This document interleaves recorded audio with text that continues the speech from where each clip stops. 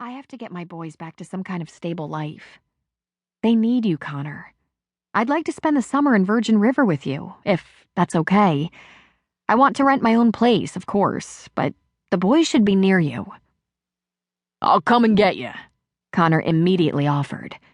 No, she said flatly. I'm taking the boys on vacation. Just the three of us. We've earned it. We're going to Disney World for a few days. I'll have the car shipped from there. Then we'll fly to Sacramento and I'll drive up to Virgin River. It's only a few hours. And I love scenic drives. I'll meet you in Sacramento, he said. She took a breath. Connor's overprotectiveness had intensified after their parents' deaths. He was always there for her and she adored him for it. But he verged on bossy, and sometimes she had to take a firm hand with him. No, I'm not a child. I'm 32 and very competent. And I want to spend some time with my kids. They've been on shaky ground since the move, and we need some fun time together. I only want to help, he said. And I love you for it. But I'm going to do this my way. And he backed off. All right, fair enough. Katie was momentarily shocked into silence. Wow, she finally said. Who are you, and what have you done with my big brother? Very funny. Although I have the utmost respect for you, I give all the credit for this change to Leslie. Tell her I owe her. When Katie had escaped to Vermont in March, she had left behind her minivan with the license plate that could identify her. It was to be sold, and Connor had arranged for a late-model Lincoln Navigator SUV to be waiting for her in Vermont. A mammoth vehicle that she could barely park. As any carpooling mother might, she had grieved her minivan.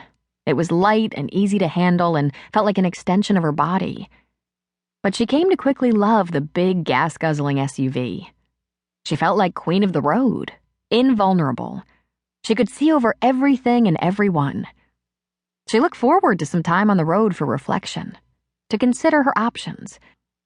The act of seeing the miles vanish in the rearview mirror was a good way to leave the past behind and welcome a new beginning. It didn't take Katie long to get out of town.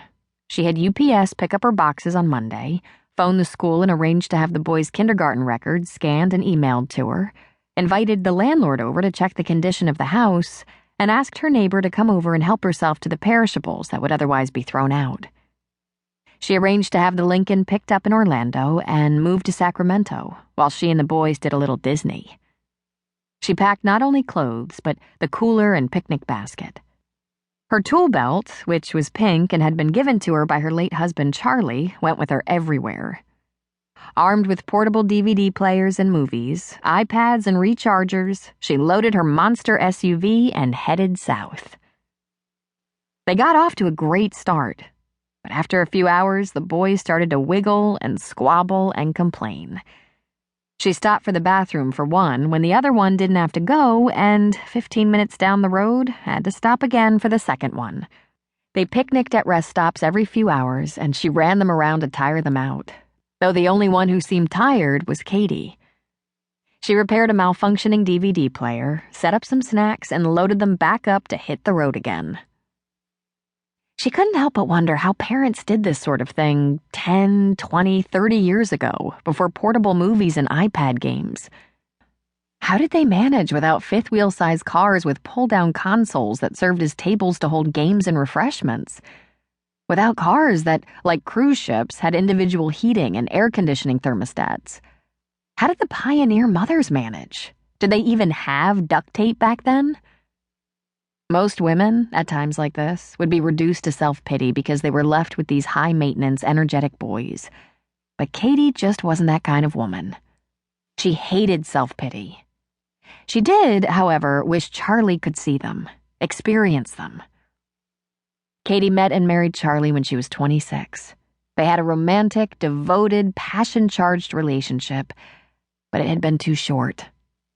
He was a Green Beret, Army Special Forces. When she was pregnant with the boys, he deployed to Afghanistan, where he was killed before they were born.